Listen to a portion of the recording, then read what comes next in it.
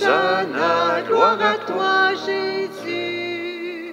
Ouvrez-vous, porte de la ville, ne voyez-vous pas, ouvrez-vous, le peuple jubile, votre Dieu est là. Hosanna, Hosanna, Hosanna, gloire à toi, Jésus. Hosanna, Hosanna, Hosanna, gloire à toi, Jésus. Levez-vous, faites un passage, voici votre roi. Levez-vous, prenez des feuillages, chantez Hosanna. Hosanna, Hosanna, Hosanna, gloire à toi, Jésus. Hosanna, Hosanna, Hosanna, gloire à toi, Jésus. Bonjour à chacun, chacune de vous qui pouvez nous entendre à travers et même nous voir à travers la TVC. Merci de nous offrir cette opportunité d'ailleurs. Je vous avoue que je m'ennuie de vous voir puis de vous rencontrer depuis un certain temps. Je pense qu'on vit tous un gros manque qui nous fait prendre conscience qu'on est fait pour être en relation et que la relation nous nourrit. Alors aujourd'hui, c'est le dimanche des rameaux. On n'a pas de rameaux. Ça fait partie de ce qu'on vit cette année, un autre manque. Et avant de commencer vraiment notre célébration, je vais inviter aussi notre ami Eisner, dans sa langue maternelle, à nous dire un petit mot. Bienvenidos hermanos, hermanas a esta celebración eucarística del Domingo de Ramos. Eso quiere decir que comenzamos la Semana Santa. Una Semana Santa muy diferente, porque estamos viviendo un momento difícil, de miedo, de inestabilidad en todos los aspectos de nuestra vida. Lo que hace un tiempo muy importante para reflexionar sobre la realidad la más profunda de nuestras vidas. ¿Quién soy? ¿Por qué vivo? ¿Qué da sentido a mi vida? ¿Cuáles son mis sufrimientos? ¿Cuánto tiempo viviré en este mundo? ¿Qué hay después de la muerte? Y sobre la importancia fundamental de descubrir y de tener una relación seria con Dios, que es el único que puede darnos la respuesta a todas esas preguntas y la esperanza en estos momentos. Au nom du Père et du Fils et du Saint-Esprit, que le Seigneur soit toujours avec vous. Et avec votre esprit. Je ne suis pas sans penser non plus aujourd'hui à ceux qui sont seuls. Je pense aux gens qui sont à la Providence ici, qui sont comme emprisonnés. Je pense aux gens qui sont au Héry, au Tilleul, dans d'autres endroits où ils sont seuls, ne peuvent même pas sortir. Je pense aussi à tous ces enfants qui ont commencé à se préparer pour la première des communions, qui ont malheureusement pour l'instant, qui sont en pause. Et je souhaite que cette rencontre aujourd'hui leur permette de faire un petit bout de chemin avec nous autres. Déjà, Eisner, moi et puis Lison, on les a accompagnés depuis déjà presque un an. Alors, je leur souhaite la bienvenue aussi. Et peut-être que la célébration d'aujourd'hui va pouvoir leur rappeler un petit peu plus qui est Jésus et qu'est-ce qu'il a fait. Et de voir aussi les derniers moments de sa vie. Alors, on va demander au Seigneur de nous pardonner en commençant comme on le fait à chaque célébration. Seigneur, dans notre monde que tu aimes plus que nous sommes allés de l'avant à toute vitesse, en nous sentant forts et capables dans tous les domaines. Mais là, on est tout pris pour arrêter. Seigneur, prends pitié. Seigneur, prends pitié.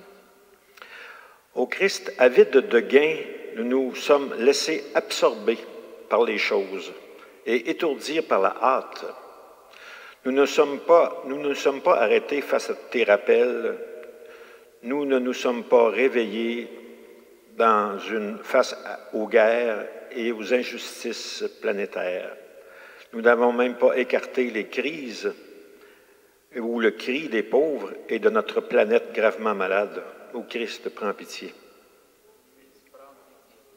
Et Seigneur, nous pensions rester toujours en santé dans un monde pourtant malade. Maintenant, nous sommes dans une mer agitée. Seigneur, prends pitié. Seigneur, prends pitié. Et que le Seigneur nous fasse miséricorde pour nos fautes et qu'il nous conduise dans la vie éternelle. Amen. La première lecture que notre amie Lydia va nous faire a été écrite à peu près entre 200 et 300 ans avant la venue de Jésus. C'est le prophète Isaïe qui parle à son peuple qui est en exil. Et en exil, ils avaient perdu leur église, leur temple, perdu leurs prêtres, perdu leur liturgie. Ils étaient bien mal pris. Et le prophète Isaïe leur dit, écoutez, c'est le temps de l'écoute. C'est un peu ce qu'on est en train de faire, nous autres aussi, en quelque part. Et il leur dit aussi, découragez-vous pas. Écoutons cette lecture. Lecture du livre du prophète Isaïe. Le Seigneur mon Dieu m'a donné le langage des disciples pour que je puisse, d'une parole, soutenir celui qui est épuisé. Chaque matin, il éveille. Il éveille mon oreille pour qu'en disciple, j'écoute. Le Seigneur mon Dieu m'a ouvert l'oreille et moi, je ne me suis pas révoltée. Je ne me suis pas dérobée. J'ai présenté mon dos à ceux qui me frappaient et mes joues à ceux qui m'arrachaient la barbe. Je n'ai pas caché ma face devant les outrages et les crachats.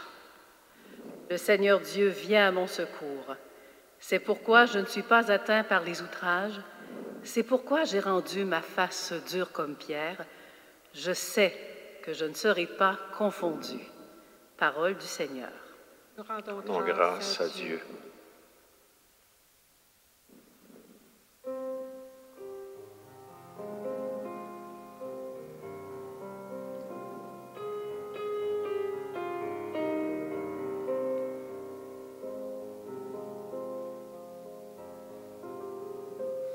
Mon Dieu, pourquoi m'as-tu abandonné?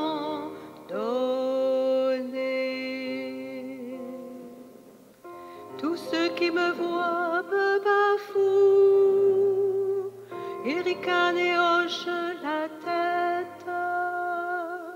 Ils comptaient sur le Seigneur qui le délivre, qui le sauve puisqu'il est son ami. Mon Dieu, pourquoi m'as-tu abandonné?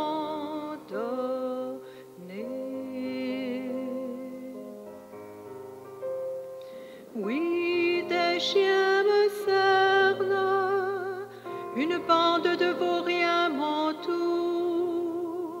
Ils me percent les mains et les pieds, que je peux compter tous mes os. Mon Dieu, pourquoi m'as-tu abandonné?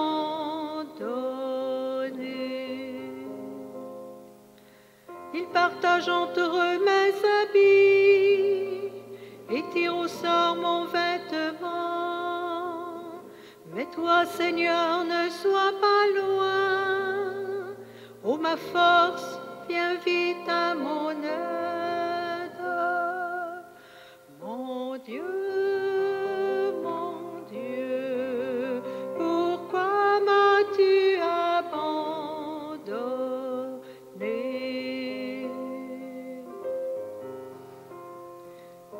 Tu m'as répondu et je proclame ton nom devant mes frères. Je te loue en pleine assemblée. Vous qui le craignez, louez le Seigneur. Mon Dieu, pourquoi m'as-tu abandonné?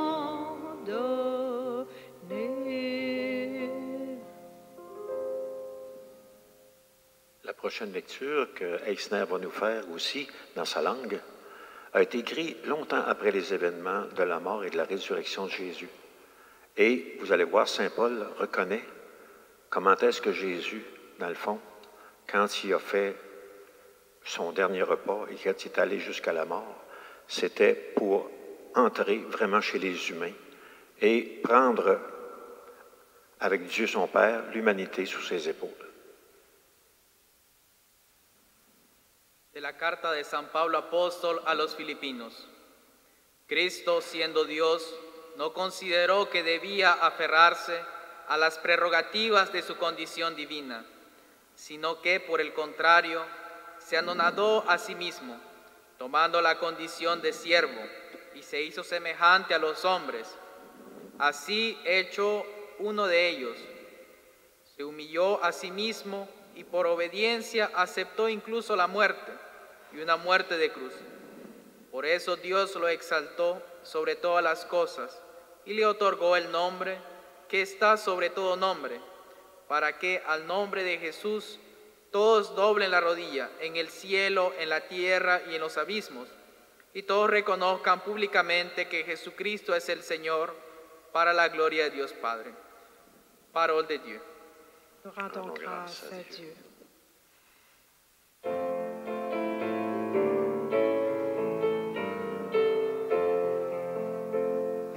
Gloire et louange à toi, Seigneur Jésus. Nous allons maintenant entendre le récit du dernier repas de Jésus et du dernier soir avant sa mort. Qu'est-ce qui s'est passé? Quand on fait la catéchèse, on raconte toujours, il y a toujours un conte quand on fait la catéchèse.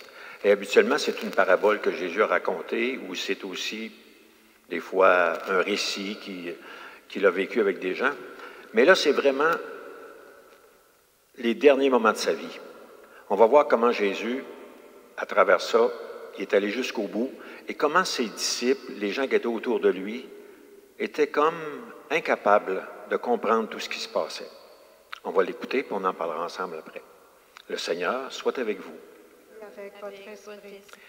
Lecture de l'Évangile de Jésus, le Christ, selon saint Matthieu.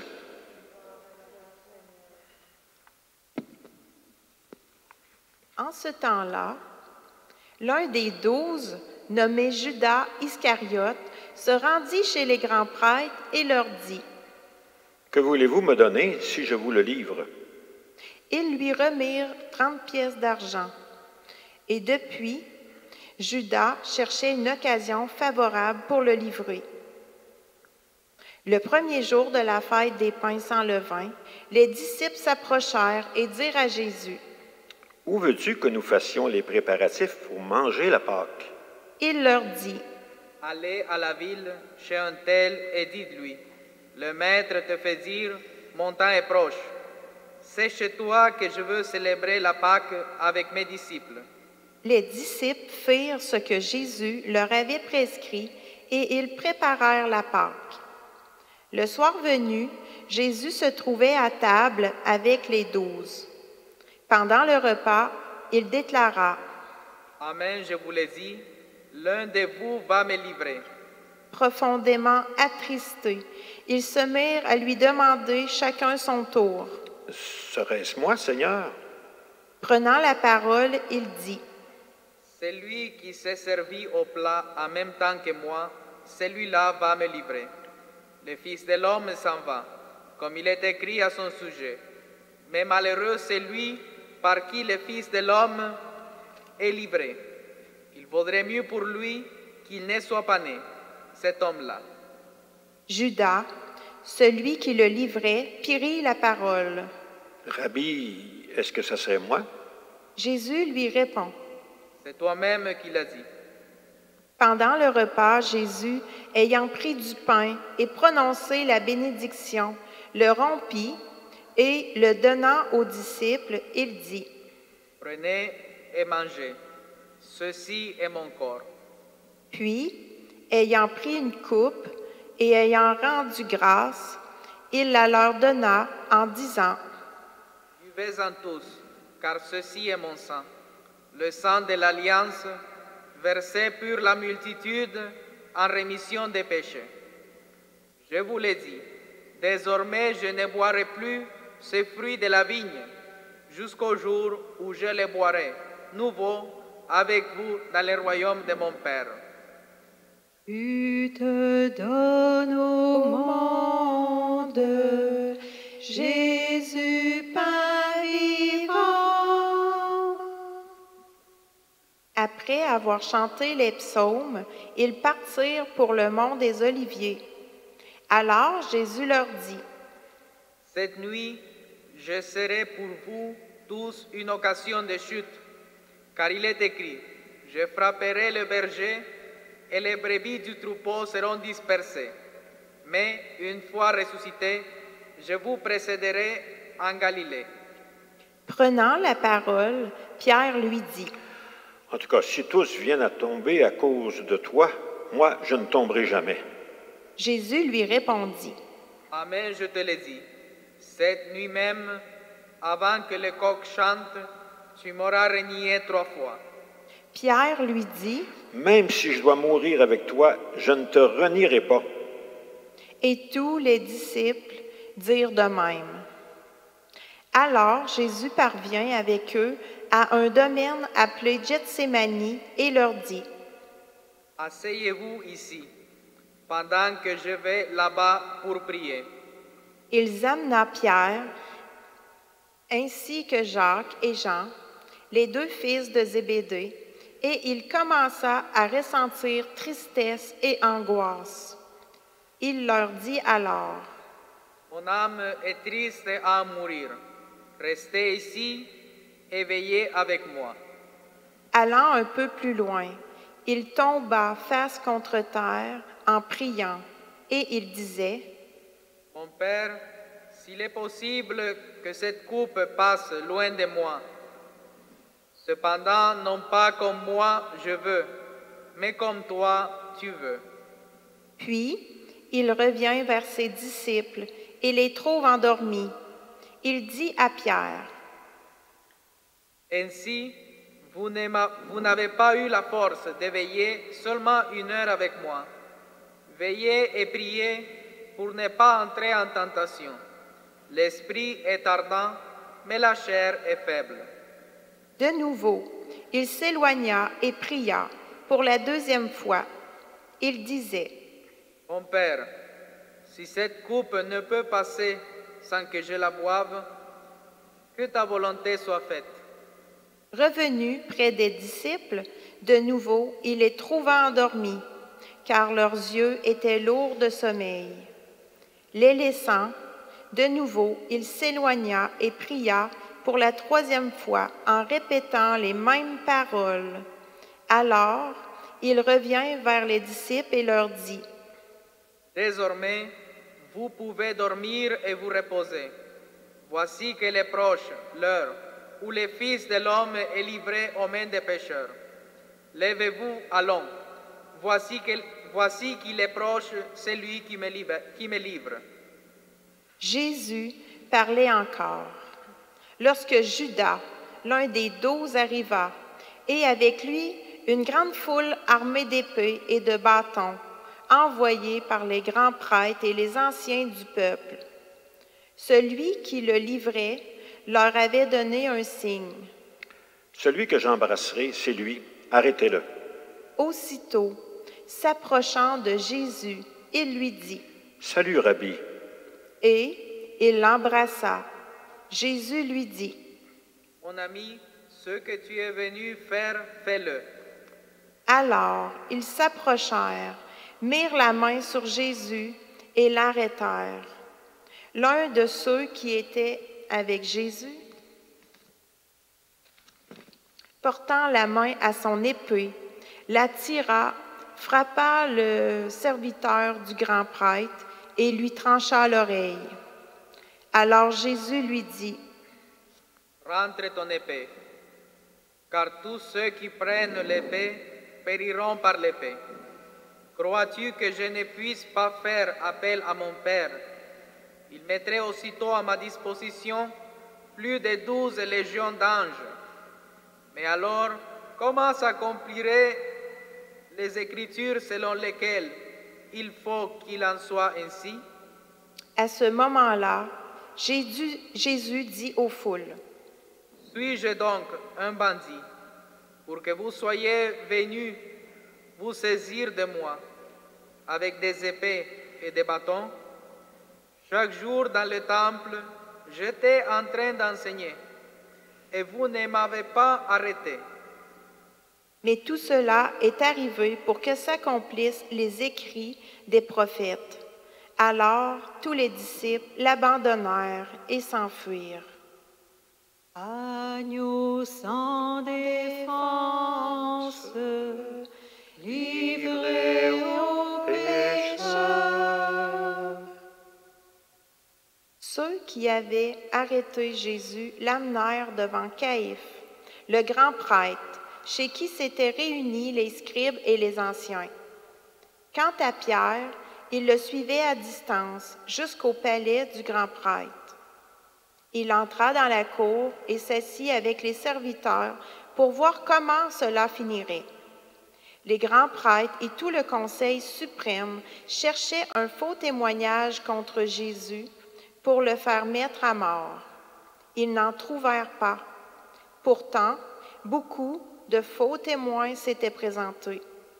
Finalement, il s'en présenta 2 qui déclarèrent « Celui-là a dit, je peux détruire le sanctuaire de Dieu et en 3 jours le rebâtir. » Alors le grand prêtre se leva et lui dit, « Tu ne réponds rien? Que dis-tu des témoignages qu'il porte contre toi? » Mais Jésus gardait le silence. Le grand prêtre lui dit, « Je t'adjure par le Dieu vivant de nous dire si c'est toi qui es le Christ, le Fils de Dieu. » Jésus lui répond, « C'est toi-même qui l'as dit. En tout cas, je vous le déclare. Désormais, vous verrez le Fils de l'homme siéger à la droite du Tout-Puissant et venir sur les nuées du ciel. » Alors le grand prêtre déchira ses vêtements en disant, « Il a blasphémé. Pourquoi nous faut-il encore des témoins? Vous venez d'entendre le blasphème? Quel est votre avis? » Ils répondirent, « Il mérite la mort. » Alors ils lui crachèrent au visage et le giflèrent. D'autres le rouèrent de coups en disant, « Fais-nous le prophète, ô Christ. Qui t'a frappé? » Cependant, Pierre était assis dehors dans la cour. Une jeune servante s'approcha de lui et lui dit, « Toi aussi tu étais avec Jésus, le Galiléen. » Mais il le nia devant tout le monde et dit, « Je ne sais pas de quoi tu parles. » Une autre servante le vit sortir en direction du portail et elle dit à ceux qui étaient là, « Celui-ci était avec Jésus, le Nazaréen. » De nouveau, Pierre le nia en faisant ce serment. « Je ne connais pas cet homme. » Peu après, ceux qui se tenaient là s'approchèrent et dirent à Pierre, « Sûrement toi aussi, tu es l'un d'entre eux. D'ailleurs, ta façon de parler te trahit. » Alors, il se mit à protester violemment et à jurer. « Je ne connais pas cet homme. » Et aussitôt, un coq chanta. Alors Pierre se souvint de la parole de Jésus, lui avait dite, « Avant que le coq chante, tu m'auras renié 3 fois. » Il sortit et dehors pleura amèrement. Ô Maître fidèle, nous t'avons trahi. Le matin venu, tous les grands prêtres et les anciens du peuple tinrent conseil contre Jésus pour le faire mettre à mort. Après l'avoir ligoté, ils l'amenèrent et le livrèrent à Pilate, le gouverneur. Alors, en voyant que Jésus était condamné, Judas, qui l'avait livré, fut pris de remords. Il rendit les 30 pièces d'argent aux grands prêtres et aux anciens. Il leur dit, « J'ai péché en livrant à la mort un innocent. » Ils répliquèrent, « Que nous importe, cela te regarde. » Jetant alors les pièces d'argent dans le temple, il se retira et alla se pendre. Les grands prêtres ramassèrent l'argent et dirent, « Il n'est pas permis de le verser dans le trésor puisque c'est le prix du sang. » Après avoir tenu conseil, ils achetèrent avec cette somme le champ du potier pour y enterrer les étrangers. Voilà pourquoi ce chant est appelé jusqu'à ce jour le chant du sang. Alors fut accomplie la parole prononcée par le prophète Jérémie. Ils ramassèrent les 30 pièces d'argent, le prix de celui qui fut mis à prix, le prix fixé par les fils d'Israël, et ils les donnèrent pour le chant du potier, comme le Seigneur me l'avait demandé. On fit comparaître Jésus devant Pilate, le gouverneur, qui l'interrogea. « Es-tu le roi des Juifs? » Jésus déclara. « C'est toi-même qui les dis. » Mais, tandis que les grands prêtres et les anciens l'accusaient, il ne répondit rien. Alors Pilate lui dit. « Tu n'entends pas tous les témoignages portés contre toi? » Mais Jésus ne lui répondit plus un mot, si bien que le gouverneur fut très étonné. Or, à chaque fête, celui-ci avait coutume de relâcher un prisonnier, celui que la foule demandait. Il y avait alors un prisonnier bien connu, nommé Barabbas. Les foules s'étant donc rassemblées, Pilate leur dit. « Qui voulez-vous que je vous relâche? Barabbas ou Jésus appelé le Christ? » Il savait en effet que c'était par jalousie qu'on avait livré Jésus. Tandis qu'il siégeait au tribunal, sa femme lui fit dire. « Ne te mêle pas de l'affaire de ce juste, car aujourd'hui, j'ai beaucoup souffert en songe à cause de lui. » Les grands prêtres et les anciens poussèrent les foules à réclamer Barabbas et à faire périr Jésus. Le gouverneur reprit. « Lequel des deux voulez-vous que je vous relâche? » Ils répondirent. « Barabbas! » Pilate leur dit. « Que ferai-je donc de Jésus appelé le Christ? » Ils répondirent tous. « Qu'il soit crucifié! » Pilate demanda. « Quel mal a-t-il donc fait? » Il criait encore plus fort. « Qu'il soit crucifié! » Pilate, voyant que ses efforts ne servaient à rien, sinon à augmenter le tumulte, prit de l'eau et se lava les mains devant la foule en disant. « Je suis innocent du sang de cet homme. Cela vous regarde. » Tout le peuple répondit. « Son sang, qu'il soit sur nous et sur nos enfants. » Alors, il le relâcha Barabbas. Quant à Jésus, il le fit flageller et il le livra pour qu'il soit crucifié. Alors, les soldats du gouverneur amenèrent Jésus dans la salle du prétoire et rassemblèrent autour de lui toute la garde.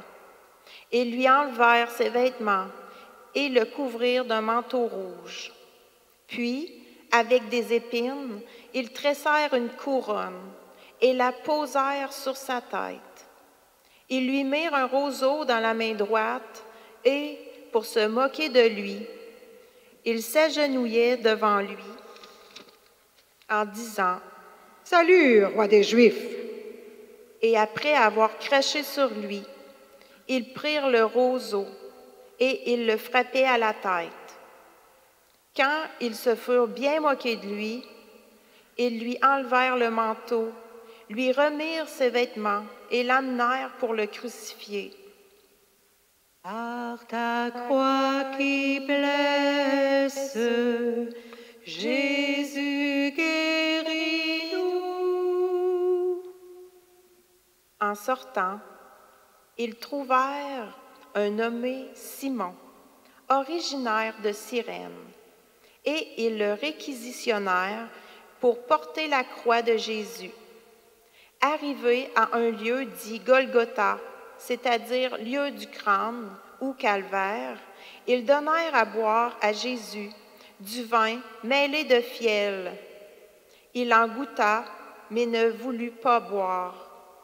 Après l'avoir crucifié, ils se partagèrent ses vêtements en tirant au sort, et il restait là, assis, à le garder.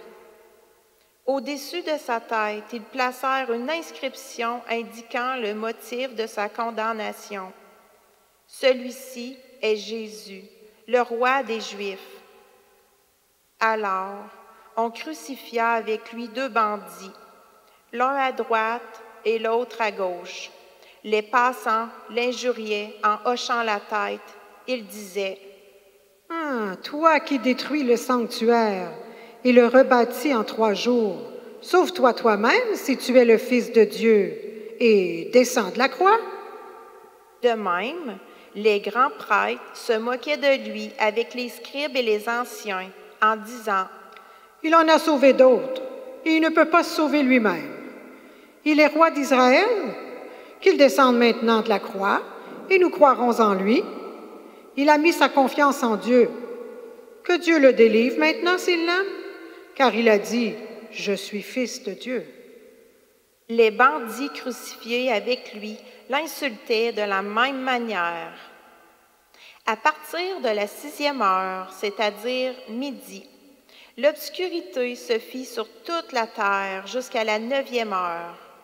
Vers la 9e heure, Jésus cria d'une voix forte, « Eli, Eli, lema sabachthani » ce qui veut dire, « Mon Dieu, pourquoi m'as-tu abandonné? » L'ayant entendu, quelques-uns de ceux qui étaient là disaient, « Le voilà qui appelle le prophète Élie. » Aussitôt, l'un d'eux courut prendre une éponge qu'il trempa dans une boisson vinaigrée. Il la mit au bout d'un roseau et il lui donnait à boire. Les autres disaient, « Attends, nous verrons bien si Élie vient le sauver. » Mais Jésus, poussant de nouveau un grand cri, rendit l'esprit.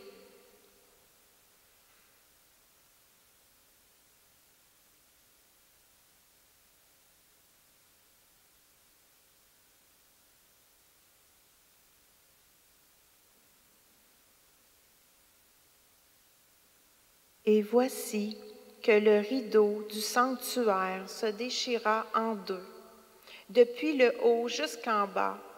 La terre trembla et les rochers se fendirent. Les tombeaux s'ouvrirent, les corps de nombreux saints qui étaient morts ressuscitèrent et, sortant des tombeaux après la résurrection de Jésus, ils entrèrent dans la ville sainte et se montrèrent à un grand nombre de gens. À la vue du tremblement de terre et de ces événements, le centurion et ceux qui, avec lui, gardaient Jésus, furent saisis d'une grande crainte et dirent, « Vraiment, celui-ci était fils de Dieu. » Que nos voix t'acclament, Jésus, fils de Dieu. Il y avait là de nombreuses femmes qui observaient de loin. Elles avaient suivi Jésus depuis la Galilée pour le servir.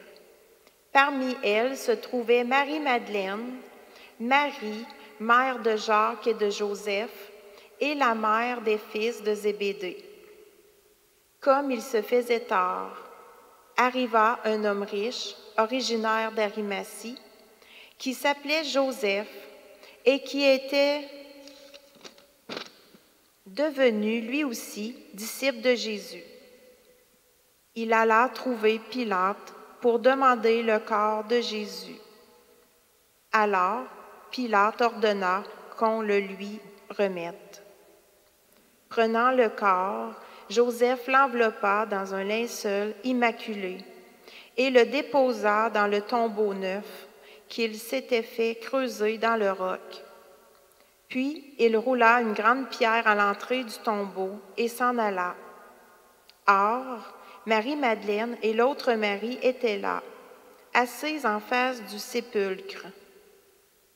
Le lendemain, après le jour de la préparation, les grands prêtres et les pharisiens s'assemblèrent chez Pilate en disant, « Seigneur, nous nous sommes rappelés que cet imposteur a dit de son vivant, « 3 jours après, je ressusciterai. » Alors, donne l'ordre que le sépulcre soit surveillé jusqu'au 3e jour, de peur que ses disciples ne viennent voler le corps et ne disent au peuple, « il est ressuscité d'entre les morts.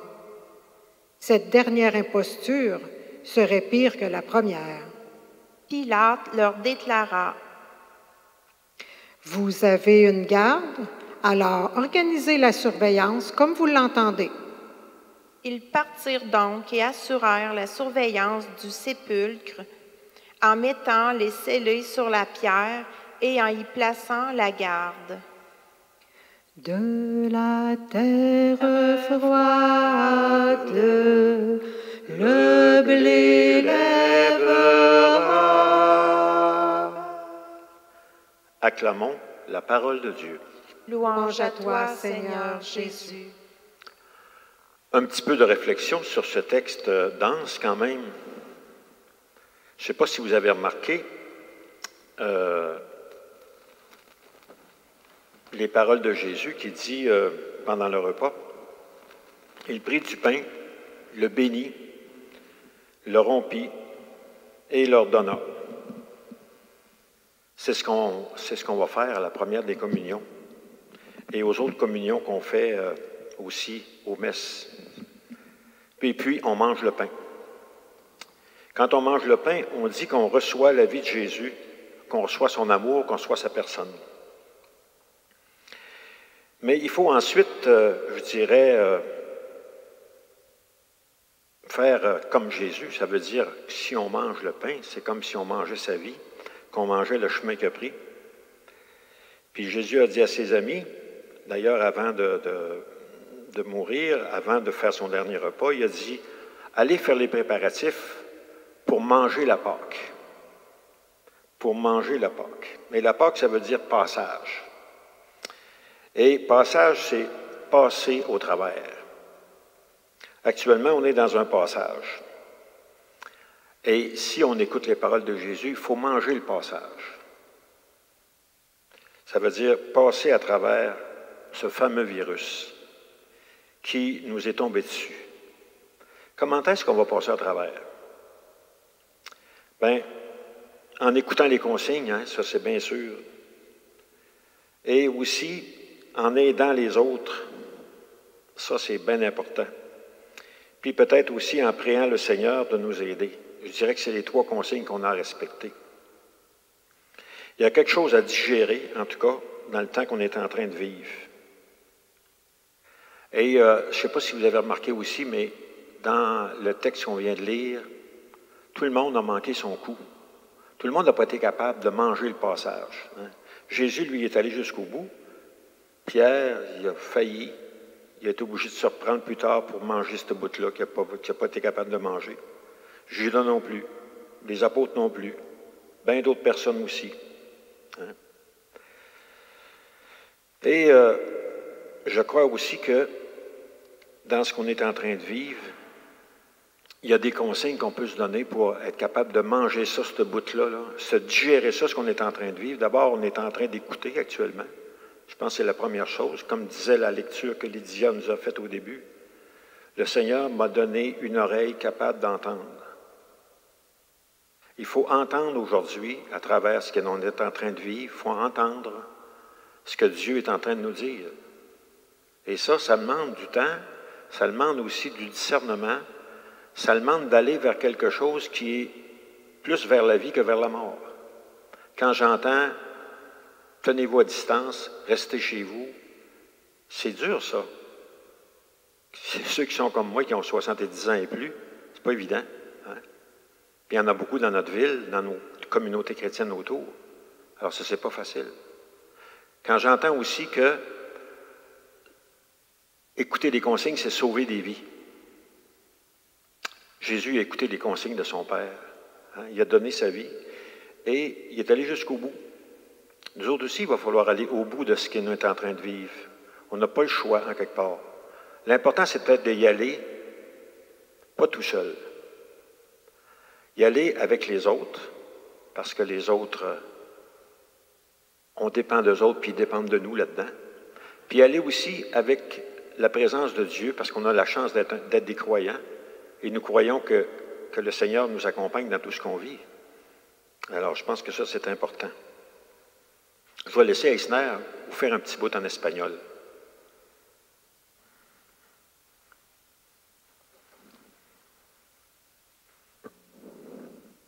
Hermanos, en este evangelio, el cual les invito a meditarlo, aunque es largo, pero es muy profundo. Hay dos frases que me tocan profundamente. La primera dice, Jesús dice, Padre mío, si es posible que pase de mí esta copa, pero que no sea como yo quiero, sino como quieres tú. La copa que Jesús va a tomar es la de ser golpeado, escupido, humillado, torturado, flagelado y clavado en una cruz. Humanamente nadie quiere vivir eso, y Jesús no es diferente de nosotros. En nuestras vidas hay situaciones de sufrimientos y de humillaciones que vivimos sin merecerlo, sin elegirlo. A diferencia de nosotros, Jesús, el Hijo de Dios, Él tenía la elección de decir sí o no a todo ese sufrimiento, de salvarse. Por eso Él dice a Pedro, cuando los soldados quieren apresarlo, lo apresaron, si yo quisiera, podría pedirle a mi Padre de enviar ángeles a salvarme. Entonces, ¿por qué Jesús aceptó? Lo hizo por ti y por mí, porque nosotros no tenemos la elección. Lo miramos claramente en este tiempo que vivimos. Muchas personas están encerradas en sus casas, sin trabajo, con problemas financieros, con temor y preocupación a causa de esta enfermedad. Muchos países pobres van a sufrir un duro impacto económico, sin pensar todavía más a los países que están en guerra. Él aceptó para que tú y yo y el mundo entero puedan encontrar en Jesucristo a alguien que nos entiende, alguien en el que se puede encontrar un consuelo, una esperanza, una certeza que Dios es más poderoso que la muerte. Otra frase que me toca profundamente es lo que dicen los fariseos a Jesús, que está en la cruz. Dice, si eres hijo de Dios, baja de la cruz. ¿Por qué Jesús no se baja de la cruz? Si hubiera sido yo me bajo. Si Jesús no se bajó de la cruz, fue porque Jesús vino a salvarnos de una enfermedad muy grande también, muy grave. Jesús vino a salvarnos del pecado que se encuentra en nuestro corazón.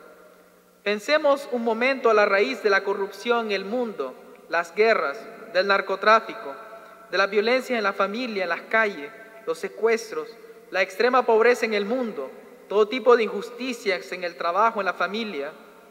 Todo tiene como raíz el egoísmo, el pecado. Y de esto Jesús, que no se resiste al mal, que sufre voluntariamente la injusticia, Él lo ha vencido en la cruz. Y quiere que cada uno de nosotros lo venzamos también, siendo salvados del egoísmo, curados de nuestras heridas las más profundas, causadas muchas veces a causa del egoísmo de los demás, para tener la fuerza de amar, perdonar, pedir perdón en el cotidiano de nuestras vidas, servir a los demás. Entonces, en este tiempo de Semana Santa, estamos todos invitados a preparar nuestro corazón, más que nunca en este tiempo difícil, a la venida de Jesús que nos trae la salvación.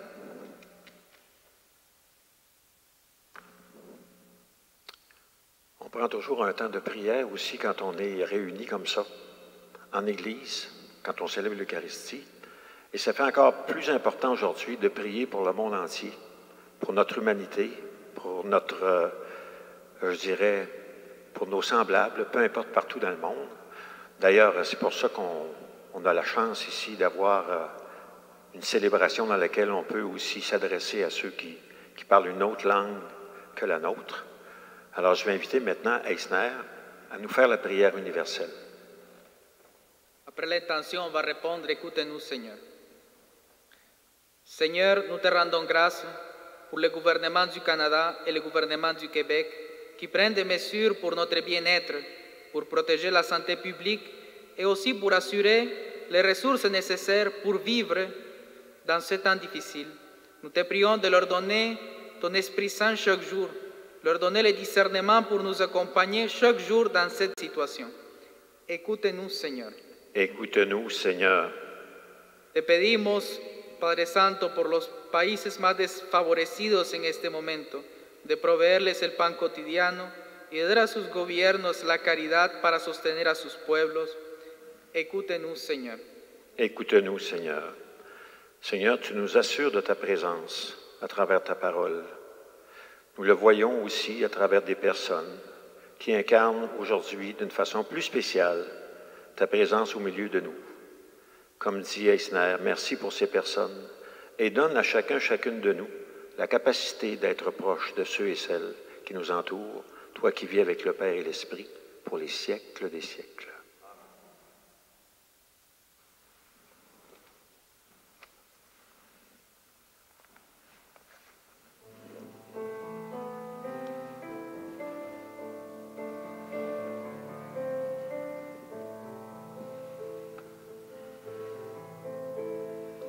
Préparons la table du festin de Pâques, où Jésus se donne à ses invités. Allons à la fête, portant nos offrandes, le pain du partage, le pain du partage, le vin de la joie, le vin de la joie.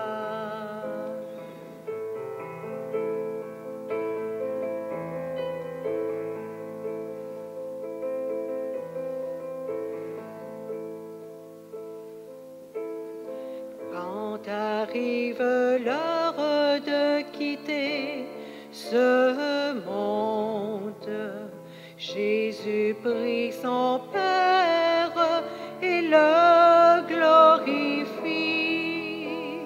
Le pain qu'il partage à tous ses disciples, c'est la vie nouvelle, c'est la vie nouvelle de son corps livré, de son corps livré.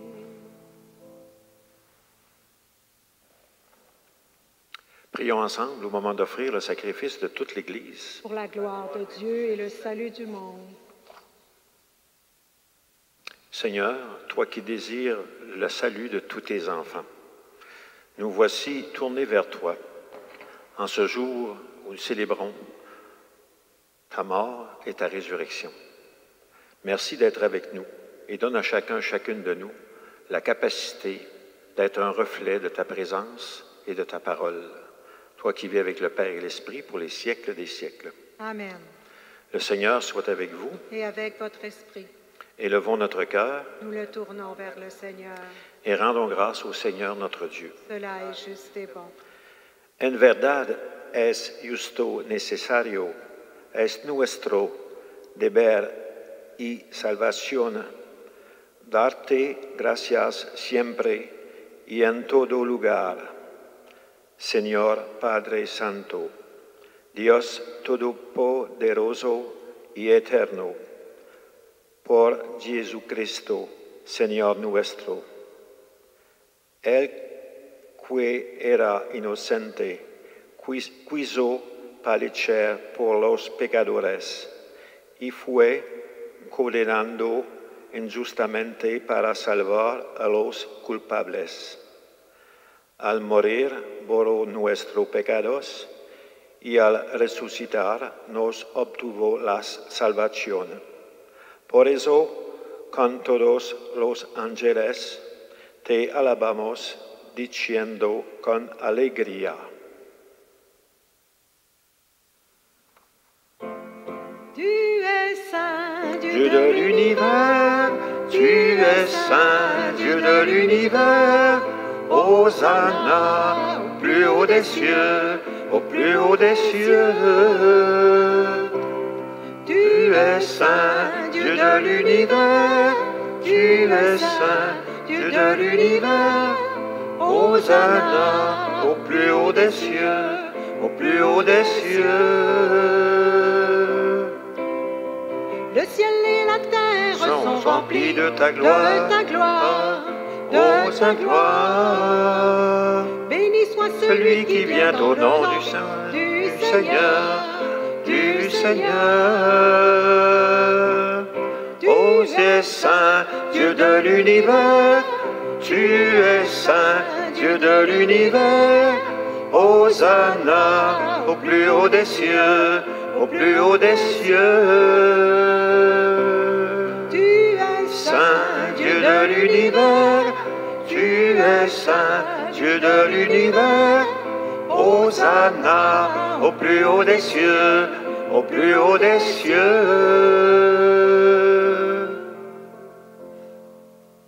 Toi qui es vraiment saint, toi qui es la source de toute sainteté, Seigneur, nous te prions. Sanctifie ces offrandes en répandant sur elles ton esprit, qu'elles deviennent pour nous le corps et le sang de Jésus le Christ notre Seigneur. Au moment d'être livré et d'entrer librement dans sa passion, il prit le pain. Il rendit grâce, il le rompit et il le donna à ses disciples en leur disant, « Prenez et mangez-en tous. Ceci est mon corps, livré pour vous. »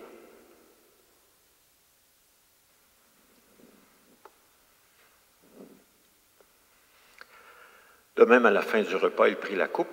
De nouveau, il rendit grâce et la donna à ses disciples en leur disant, « Prenez et buvez-en tous, car ceci est la coupe de mon sang, le sang de l'alliance nouvelle et éternelle, qui sera versé pour vous et pour la multitude des humains, en rémission de leurs fautes.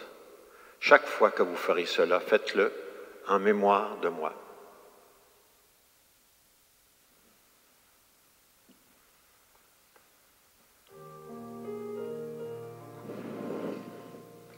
Nous proclamons ta mort, Seigneur Jésus. Nous célébrons ta résurrection. Nous attendons ta venue dans la gloire.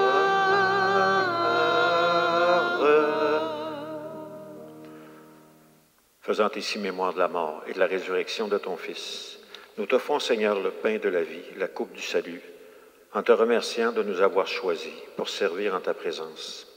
Humblement, nous te demandons qu'en ayant part au corps et au sang du Christ, nous soyons rassemblés par l'Esprit Saint en un seul corps. Souviens-toi de ton Église répandue partout dans le monde. Fais-la grandir dans ta charité, avec le pape François, notre évêque, Monseigneur Lacroix et ses auxiliaires, et tous ceux et celles qui prennent charge de ton peuple. Et puis rappelle-toi nos frères et sœurs endormis dans l'espérance de la résurrection, spécialement toutes ces personnes qui, actuellement, ne peuvent pas avoir de funérailles, et toutes ces personnes aussi qui sont en deuil et qui ont un deuil plus difficile à cause de ce que nous vivons. Reçois-les, Seigneur, dans ta lumière, auprès de toi.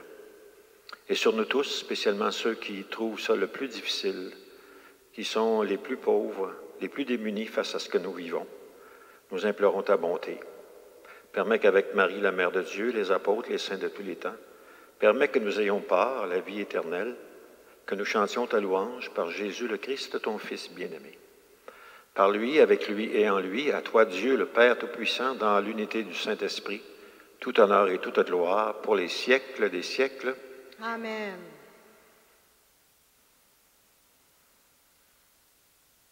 Peut-être jamais on a tant prié dans notre monde qu'en ce temps que nous vivons. Prier notre Père commun. D'ailleurs, quand on prie, on dit toujours, on ne dit pas mon Père, on dit notre Père. Alors disons-le ensemble. Notre Père, qui es aux cieux, que ton nom soit sanctifié, que ton règne vienne, que ta volonté soit faite sur la terre comme au ciel. Donne-nous aujourd'hui notre pain de ce jour. Pardonne-nous nos offenses, comme nous pardonnons aussi à ceux qui nous ont offensés. Et ne nous laisse pas entrer en tentation, mais délivre-nous du mal. Délivre-nous de tout mal, Seigneur, et donne la paix à notre temps. Que la paix du Seigneur soit toujours avec vous et avec nous.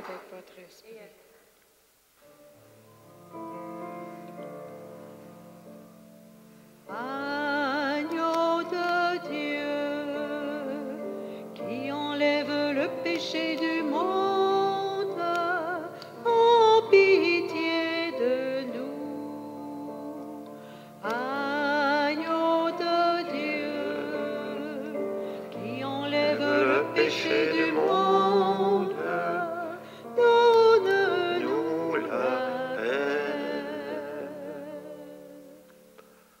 heureux nous sommes d'être invités au repas du Seigneur, lui qui a donné sa vie pour chacune de nous. Voici le Seigneur, l'agneau de Dieu, celui qui enlève le péché du monde. Seigneur, je ne suis pas digne de te recevoir, mais dis seulement une parole et je serai guéri.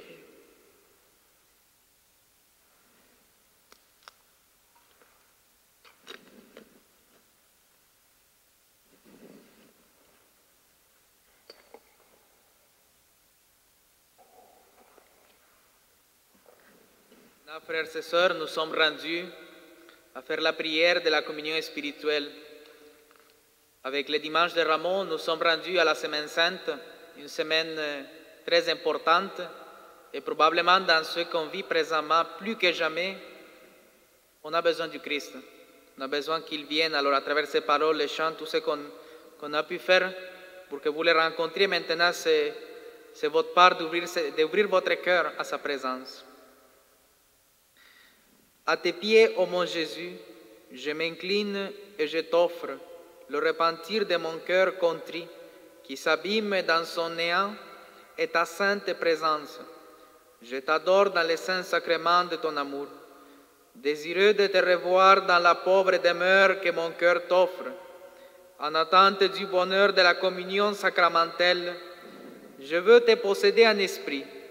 Viens à moi, ô mon Jésus, pour la vie et pour la mort. Que ton amour enflamme tout mon être pour la vie et la mort. Je crois en toi, j'espère en toi, je t'aime.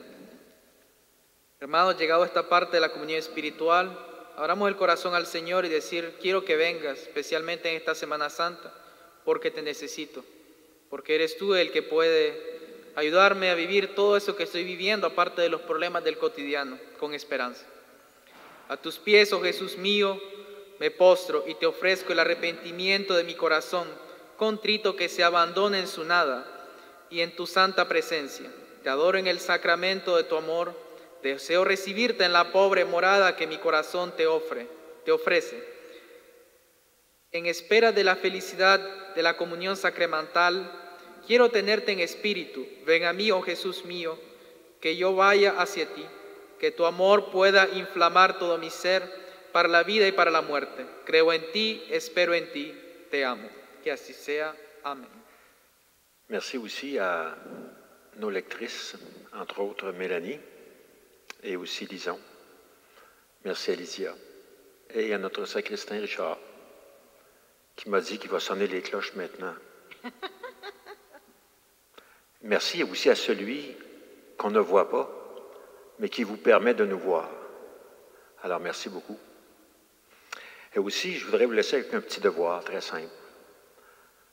J'ai remarqué, parce que je l'ai fait moi-même, qu'en appelant des personnes qui sont tout seules, ils ont bien des choses à dire.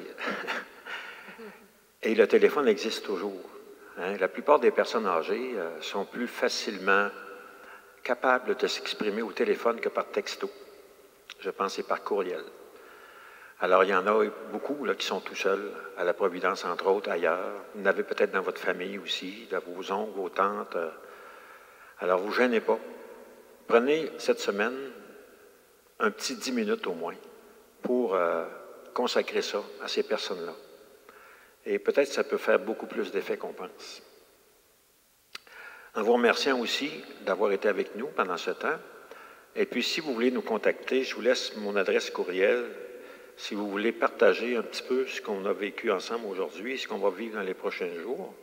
Alors, marcel.pellerin, 4@gmail.com. Alors, vous pouvez envoyer un message si vous voulez, pas de problème. En terminant, je vais demander au Seigneur qu'il nous bénisse tous. Que Dieu notre Père nous bénisse et nous garde, le Père, le Fils et le Saint-Esprit. Amen. Allons et restons unis dans la paix et la joie du Christ. Nous rendons grâce à Dieu.